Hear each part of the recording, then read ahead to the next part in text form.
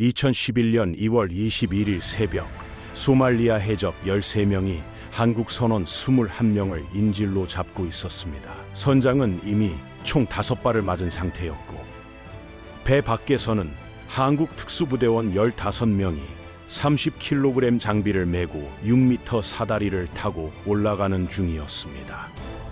작전 전날 밤 이 대원들은 가족에게 유서를 썼습니다. 4시간 58분 뒤 해적 8명 사살, 5명 생포, 인질 21명 전원 구출, 아군 사망자 0명. 세계 군사 역사에서 가장 완벽한 인질 구출 작전 중 하나로 기록된 아덴만 여명 작전입니다. 오늘은 그 새벽에 무슨 일이 있었는지 뉴스에서 안 알려준 숨겨진 드라마까지 전부 파헤쳐 보겠습니다.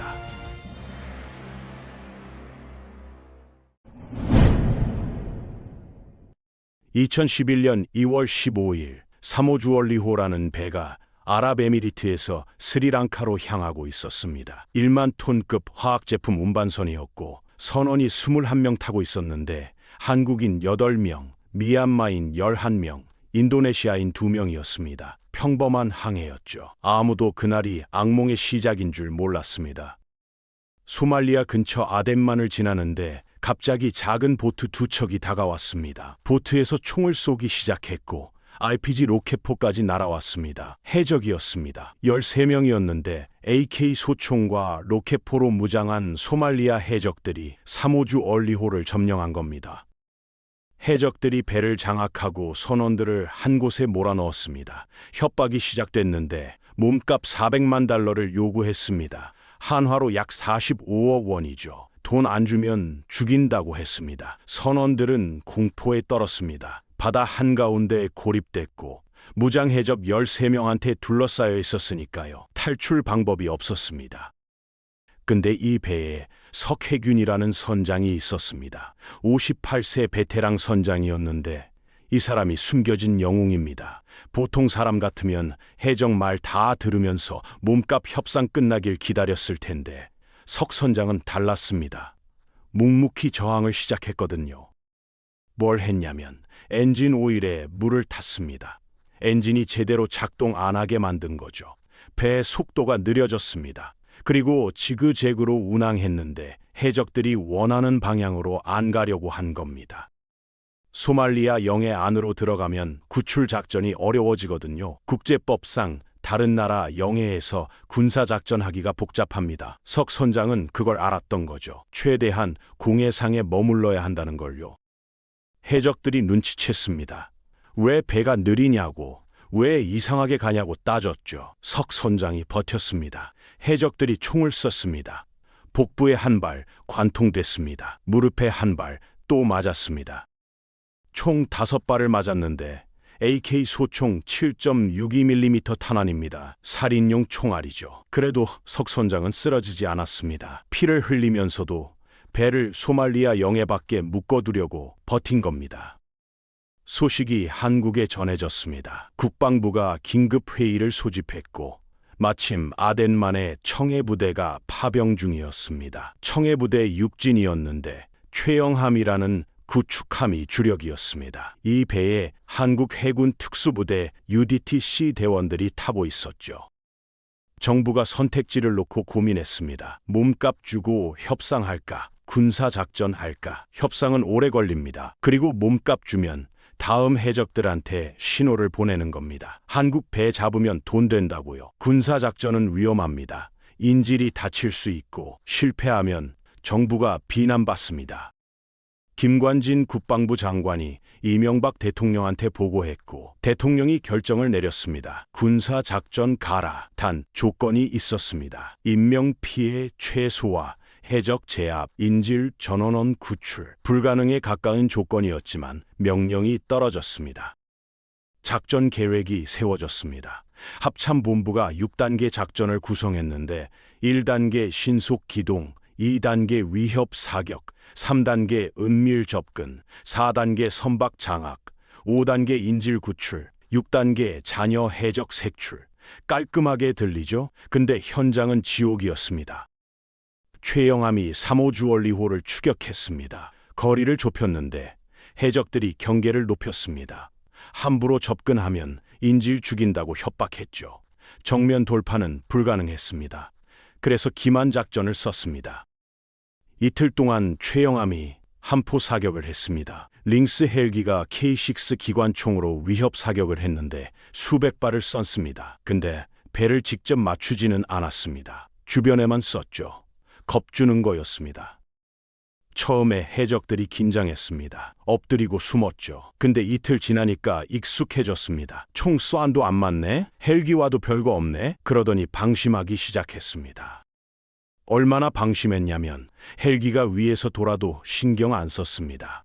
갑판에서 술 파티를 벌였거든요. 해적들이 술 마시고 놀았습니다. 이게 작전이었습니다. 해적들을 일부러 느슨하게 만든 거죠. 긴장 풀리면 반응 속도가 느려지고 판단력도 흐려지니까요. 2월 20일 밤 UDT 대원들이 출격 준비를 했습니다. 약 15명이었는데 공격조였습니다. 이 사람들이 유서를 썼습니다. 가족한테요. 작전 실패하면 죽을 수 있었거든요. 해적 13명이 무장하고 있고 격실이 57개나 되는 배에서 일일이 수색하면서 싸워야 합니다. 한 명이라도 튀어나와서 총 쏘면 끝이거든요. 등선하는 순간이 가장 위험합니다. 사다리 타고 올라가는 동안 위에서 쏘면 막을 방법이 없으니까요. 대원 한 명이 나중에 회고했습니다. 훈련처럼 조건 반사적으로 움직였다고요. 생각할 시간이 없었다고 합니다. 늑대처럼 길러진 대원들이라는 표현도 나왔는데 해적들이 우리 국민 협박하고 선장 쏘고 몸값 요구한다? 분노가 타올랐다고 합니다. 2월 21일 새벽 4시 46분 현지 시간입니다. 동이 트기 직전이었죠. 여명이 밝아오는 시간이라서 작전 이름이 아덴만 여명 작전입니다. 작전이 시작됐습니다. 린스 헬기가 먼저 움직였습니다. K6 기관총으로 3호 주얼리호 레이더를 쐈고 통신 안테나도 쐈습니다. 무력화시킨 거죠. 해적들이 외부랑 연락 못하게 해요. 동시에 주변 해적선에도 사격했습니다. 혼란을 유발한 겁니다. 헬기 안에 저격수가 있었습니다. 흔들리는 헬기 안에서 조준하는 게 얼마나 어려운지 아십니까? 헬기가 진동하고 바람이 불고 타겟도 움직입니다. 근데 저격수가 선교에 있던 해적 한 명을 정확히 맞췄습니다. 머리였습니다. 해적이 쓰러졌고 나머지 해적들이 당황해서 갑판에서 선실 안으로 숨었습니다. 이게 계획이었습니다. 해적들을 안으로 몰아넣는 거였죠. 그 사이에 UDT 대원들이 고속단정을 타고 접근했습니다. RIB라고 부르는 고무보트인데 두 척에서 세 척이 동시에 접근했습니다. 3호 주얼리호 후미와 측면이었죠. 대원들이 30kg 장비를 메고 있었습니다. 방탄조끼, 헬멧, 탄약, 수류탄, 통신장비 다 합친 무게입니다. 이걸 메고 6m 사다리를 올라야 합니다. 등선 시작했습니다. 사다리 끝에 걸쇠가 있는데 배 난간에 겁니다. 대원들이 한 명씩 올라갑니다. 이 순간이 가장 무방비 상태입니다. 양손으로 사다리 잡고 있으니까 총을 못 쏘거든요. 위에서 해적이 고개 내밀면 끝입니다. 심장이 터질 것 같았을 겁니다. 근데 올라갔습니다. 훈련대로요. 첫 번째 대원이 갑판에 올라섰습니다. 바로 경계태세로 전환했죠. 두 번째 대원이 올라왔고 세 번째, 네 번째 15명 전원이 올라올 때까지 몇 분 걸렸는데 그 몇 분이 영혼 같았을 겁니다. 선미에서 4층 선교로 이동하기 시작했습니다. 선교가 배의 지휘실인데 해적 두목이 거기 있을 가능성이 높았거든요. 3층을 지나는데 갑자기 해적 한 명이 튀어나왔습니다. 기습이었죠. 대원이 즉시 대응했습니다. 사살했습니다. 조건 반사였습니다. 생각할 시간 없이 몸이 먼저 움직인 겁니다. 선교에 도착했습니다. 해적 여러 명이 안에 있었는데 정면 돌파는 위험합니다. 문 열자마자 총 맞을 수 있으니까요. 섬광탄을 던졌습니다. 플래시뱅이라고도 하는데 터지면 눈이 안 보이고 귀가 안 들립니다. 몇 초간 무력화되죠. 그 몇 초 안에 진입했습니다. 교전이 벌어졌습니다. 좁은 공간에서 총격전이었는데 실내전은 야외전보다 훨씬 위험합니다. 적이 어디 숨어 있는지 모르거든요. 모퉁이 돌면 총구가 있을 수 있습니다. UDT 대원들이 하나씩 제압했고 선교에서 해적 5명 사살했습니다. 근데 끝이 아니었습니다. 해적이 13명이었지 않습니까? 나머지는 배 안 어딘가에 숨어 있었습니다. 격실이 57개였는데 방 57개를 하나씩 열어서 확인해야 했습니다. 각 격실에 해적이 숨어 있을 수 있고 인질이 있을 수도 있습니다. 문 열 때마다 도박이었죠. 대원들이 시스템을 만들었습니다. 격실 하나 들어가서 확인하고 안전하면 붉은 스프레이로 X 표시 남겼습니다. 문에다가요. 이미 확인한 곳이라는 표시입니다. 이걸 57번 반복해야 했죠. 시간은 흐르고 어디서 총알이 날아올지 모르는 긴장 속에서요. 격실 수색 중에 해적 4명을 추가로 제압했습니다. 끝까지 저항한 해적들도 있었는데 숨어 있다가 총 쏘는 거였습니다. 치열한 총격전이 벌어졌고 대원들이 하나씩 잡아냈습니다. 현지 시간 6시 35분 선장실 근처에서 해적 두목을 발견했습니다. 이 사람이 해적단의 지휘자였는데 마지막까지 저항했습니다. 사살당했습니다. 인질들은 어디 있었냐면 선원들이 피랍 직후 선미 쪽 격실로 대피해 있었습니다. 엔진실 근처 숨을 수 있는 공간으로요. 해적들이 다 찾아내지 못한 겁니다. 대원들이 인질들을 발견했고 바닥에 엎드려라 라는 지시가 선내 방송으로 나갔습니다. 아군이 구하러 왔다는 신호였죠. 선원들이 엎드렸고 대원들이 해적이랑 인질을 구분하면서 전진했습니다. 작전 시작 4시간 58분 뒤인 오전 9시 56분 작전 종료가 선언됐습니다. 인질 21명 전원 구조, 해적 8명 사살, 5명 생포, 아군 사망자 없음, 완벽한 성공이었습니다. 석혜균 선장은 어떻게 됐냐면 총 5발 맞은 상태로 발견됐습니다. 복부 관통상이 심각했죠. 현장에서 응급처치받고 미군 SH-60 헬기로 오만 병원으로 후송됐습니다. 후송 중에 해군 장병 3명한테서 혈소판 수혈을 받았는데 피가 너무 많이 빠져서였습니다. 오만 병원에서 수술받고 이후 한국으로 이송돼서 장기 치료받았습니다. 여러 차례 수술을 더 받아야 했죠. 생포된 해적 5명은 한국으로 압송됐습니다. 재판받았는데 대한민국 법정에서요. 외국인 해적을 한국에서 재판한 첫 사례였습니다. 실형 선고받았죠. 이 작전이 왜 대단하냐면요. 세계 군사 역사에서 이 정도 규모의 인질 구출 작전이 이렇게 깔끔하게 성공한 사례가 드뭅니다. 인질 전원 구출, 아군 사망자 제로, 해적 대부분 제압, 미국 네이비신 작전들이랑 비교해도 손색 없는 결과입니다. 특히 주목할 점이 있습니다. 해외에 파병된 한국군이 자국민 구출을 위해 실제 전투를 벌인 거의 첫 사례라는 겁니다. 한국군이 진짜 싸울 수 있다는 걸 증명했죠. 훈련만 하는 군대가 아니라 필요하면 실전에서 결과 내는 군대라는 걸요. UDT 시일 대원들의 실력이 검증됐습니다. 흔들리는 헬기에서 저격, 사다리 타고 등선, 좁은 실내에서 근접전, 57개 격실 수색, 전부 성공했으니까요.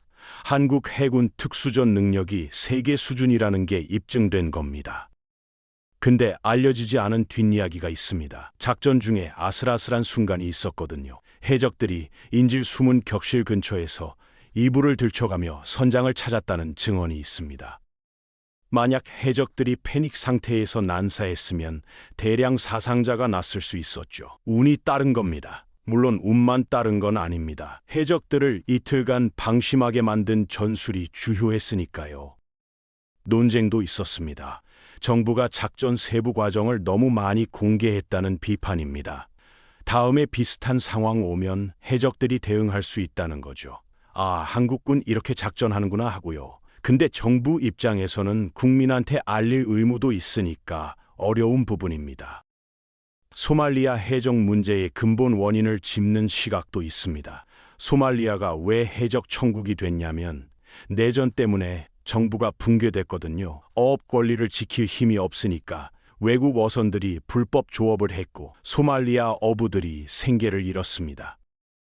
그중 일부가 해적이 된 거죠. 물론 이게 납치와 협박을 정당화하는 건 아닙니다. 범죄는 범죄니까요. 근데 배경을 알면 단순히 나쁜 놈들 vs 착한 놈들 프레임으로만 볼 수는 없습니다.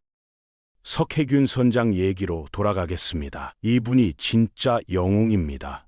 총 맞으면서도 배를 공해상에 묶어둔 덕분에 군사작전이 가능했거든요. 소말리아 영해 안으로 들어갔으면 작전이 훨씬 복잡해졌을 겁니다. 외교 문제도 생기고 시간도 끌리고요. 석 선장의 저항이 21명 전원 구출의 결정적 배경이었습니다. UDT 대원들도 마찬가지입니다.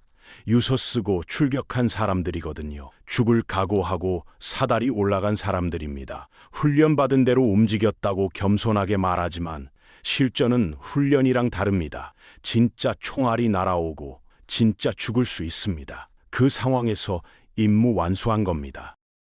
작전 성공 소식이 전해지자 한국이 들끓었습니다. 완벽한 작전이다.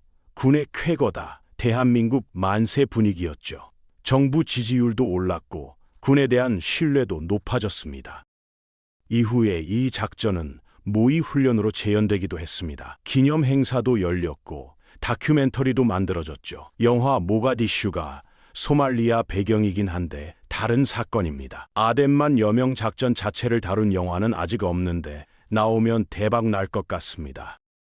정리하겠습니다. 2011년 2월 15일 3호주 얼리호가 소말리아 해적한테 피랍됐습니다. 선원 21명이 인질로 잡혔고 석혜균 선장이 총 맞으면서도 배를 공해상에 묶어뒀습니다. 청해부대가 이틀간 위협 사격으로 해적들 방심하게 만들었고 2월 21일 새벽 UDT 15명이 등선해서 4시간 58분 동안 전투 벌였습니다. 해적 8명 사살, 5명 생포, 인질 전원 구출, 아군 사망자 0명, 완벽한 성공이었습니다. 이 작전이 우리한테 남긴 메시지가 있습니다. 대한민국은 국민을 포기하지 않는다는 겁니다. 지구 반대편 바다 한가운데서 해적한테 잡혀 있어도 정부가 군대 보내서 구하러 간다는 겁니다. 쉬운 결정 아니었습니다. 실패하면 인질 다치고 정부 비난받으니까요. 근데 갔습니다. 싸웠습니다. 이겼습니다. 전원 데려왔습니다. UDT 대원들이 작전 끝나고 뭐라고 했는지 아십니까? 걱정 싹 사라졌다고요. 작전 전에는 긴장됐다고 합니다. 당연하죠. 근데 성공하고 나니까 그 무게가 다 내려갔다고 합니다. 그게 군인의 보람인 것 같습니다. 목숨 걸고 누군가를 구했을 때 느끼는 거요. 아덴만 여명 작전은 한국 현대사에서 가장 드라마틱한 군사작전 중 하나입니다. 긴장, 기만, 저격, 등선, 근접전, 구출, 그리고 전원 생還. 영화보다 영화 같은 실화죠. 그리고 이건 그냥 이야기가 아닙니다. 우리 특수부대원들이 목숨 걸고 쓴 역사입니다. 기억해야 합니다.